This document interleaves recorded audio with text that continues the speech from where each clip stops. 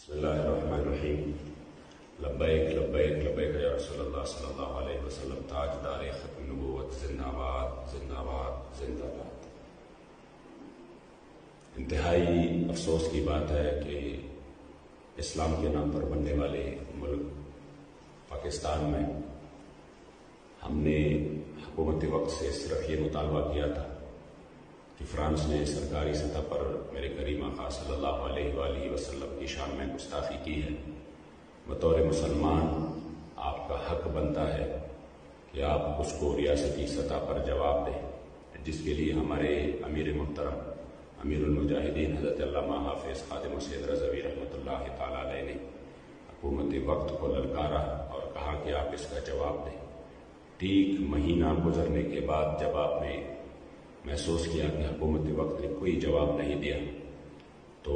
اس کے بعد آپ نے دوبارہ سے الٹیمیٹم دیا اور اسی الٹیمیٹم کے ذریعے آپ نے حکومت وقت کو خبردار کیا کہ میں 15 نومبر کو فیض آباد آ رہا ہوں۔ ہونا تو یہ چاہیے تھا کہ یہ پہلے سے ہم سے رابطہ کر لیتے اور کہتے کہ اگر آپ آنا چاہتے ہیں تو اس سے پہلے